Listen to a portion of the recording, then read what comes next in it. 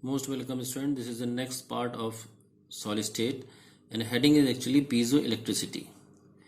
Piezoelectricity means such a crystal produces electricity under a mechanical stress due to the displacement of the dipole called piezoelectricity. ये एक chip की तरीके से होता है, मैकेनिकल स्ट्रेस यानी प्रेशर लगा करके पोलरिटी पैदा की जाती है, पोलरिटी की वजह से ही कंडक्टिविटी पैदा होती है. ठीक है. पीजो मीन्स प्रेस होता है, प्रेस करना, प्रेस से होता है. ये कुछ ही क्रिस्टल शो करते हैं like BaTiO2, PbTiO2 and PtIrO2. Clear? Now you must be remember that next point, all the ferroelectric crystals are piezoelectric but reverse is not share. यानी जितने फेरोइलेक्ट्रिक क्रिस्टल होंगे वो पीजोइलेक्ट्रिक शो करेंगे, लेकिन सभी piezoelectric ferroelectric होंगे ऐसा बिल्कुल भी नहीं. Now, after that we are coming in a pyroelectricity. Pyroelectricity is actually a type of piezoelectricity. Means here I am already write that some piezoelectric produce small electric current on heating called a pyroelectric crystals. And they are actually work as a thermal electrical transducer. Heat की वजह से electric current पैदा करते हैं, इसीलिए thermal electrical transducer कहलाते हैं. Now we are coming the next one. This is a law of constancy of interfacial angles. This is actually called Steno's law.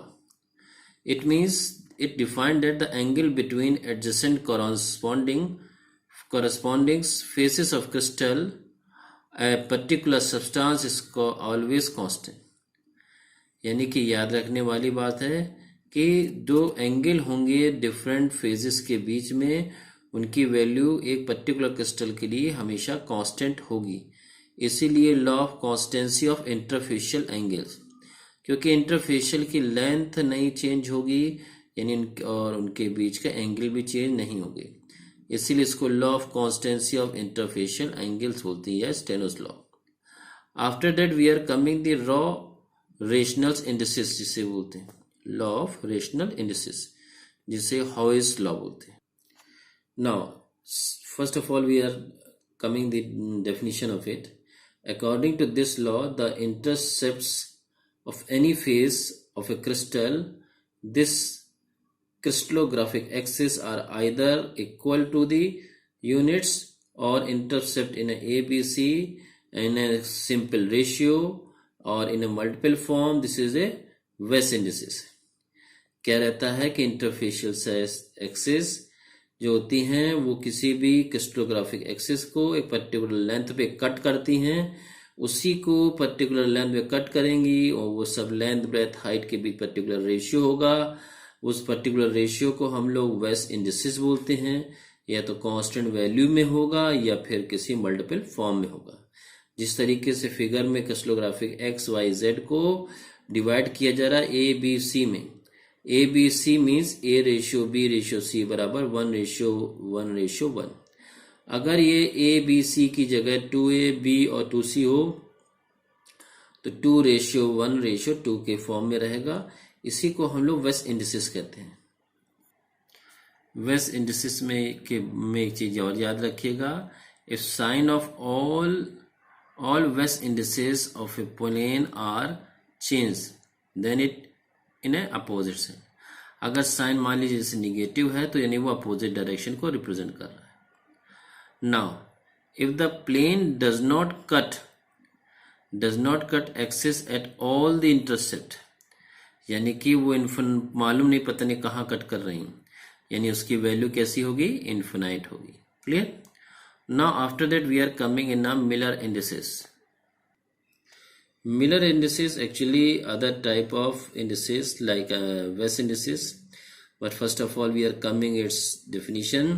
The set of integer like H, K, L, the Miller indices describe the inversely proportional to the intercept of plane in a crystallographic axis. ठीक है, ये भी intercept को ही represent करती है. ठीक है, negative sign represent करती है बाय बार को, उस पर बार बना देते हैं. और all parallel planes in the space lattice have the same value रहती है. पैरेलल प्लेन के लिए सेम वैल्यू रखते हैं हम लोग. Now distance between it, so it is calculated by DHKL is equal to A upon square root H square K square L square. DHKL is called intraplanar distance. And suppose this is the first figure, and this figure is actually, you see that it is a draw in y-axis. Clear? So it means it cut only x-axis, because it particular in a x-axis. So x-axis value is 1, and it never be explained it cut at y and z, so its value is infinite. Clear? वो नहीं दिख रहा कहाँ cut कर रही, तो उसकी value infinite होगी. और मिलर इंडिसेस एक्चुअली में inversely proportional to Weiss indices के होता है, यानी कि उसकी वैल्यू 0 हो गई y और z पे, x पे 1. अगर वो डायगोनली कट कर रहा है, तो डायगोनली कट कर रहा है तो ध्यान से देखिए. क्या ध्यान से देखना हम लोग को, x की वैल्यू वेस्ट इंडिसेस या मिलर इंडिसेस में 1 है, और y में y की जो कंडीशन है वो उसके निगेटिव डायरेक्शन पे कट कर रहा है, इसलिए इसकी वैल्यू -1 है. ठीक है? और z में कट नहीं कर रहा है, इसलिए उसकी वैल्यू इन्फिनाइट है. उसको हम लोग वेस्ट या मिलर इंडिसेस को -1, 1 इन्फिनाइट भी शो कर सकते हैं. हम लोगों ने इसको x के को पूरा कट करते दिखाया था, इसलिए 1 माना था, और y को अपोजिट में दिखाया था, इसलिए माइनस. या उल्टा बोल सकते हैं, x में माइनस y में प्लस, तब भी दोनों हो सकता है. तो पहले वाले में y माइनस है, दूसरे वाले में x, चाहे वेस्ट हो चाहे मिलर इंडिसेस हो. Now we are coming the next one. If they cut like that, which is figure in a third, it means it cut all the direction x, y, z. ये up में भी दिखा रहा है. तो x की value 1, y की -1 और z की 1 हो जाएगी. या फिर z में मान करके y अपोजिट हो जाएगी, -1, 1, -1 हो जाएगी. ठीक है? मिलर इंडिसेस कैसा हो जाएगा, पहला वाला 1, -1, 1 हो जाएगा, और वेस्ट और दूसरा -1, 1 माइनस हो जाएगा. क्लियर? और मिलर इंडिसेस में हम लोग बार बना देते हैं. Now question is related to the distance. So calculation of interplanar distance in HKL. Suppose 1, 1 is given, so D is equal to A square root upon A upon square root H square K square L square, means square root 1 square 1 square 1 square, means D is equal to coming A upon root 3. Clear? So this is coming interplanar distance. In the next point we are coming the salt and its structure. We already studied this point in a previous video, but I am elaborate with a figure in this video. Now suppose first of all we take a NaCl. Radius ratio is, this is a 0.524. Sodium is an octahedral site, means body center and H, and Cl minus in a FCC. In a crystal structure, you always remember that cation is always coming in a void. Clear? We know that, already know that there are the two void. हम लोग को मालूम है दो तरह के void है. Octahedral void होता है, टेट्राहेड्रल void होता है. तो कैटायन हमेशा void में होगा किसी भी सॉल्ट में, और वो ऑक्टाहेड्रल void हो सकता है, टेट्राहेड्रल void हो सकता है, या क्यूबिक void हो सकता है. सोडियम हमेशा यहाँ पर NaCl में octahedral void में रहेगा. Clear? Now this is the figure of NaCl. In a hollow circle, this is a sodium ion. Dark dot or circle you can chloride ion. You see that Cl has a coordination number 6, because 6 is surrounded with this atom, and as well as Cl minus is also 6 coordination number.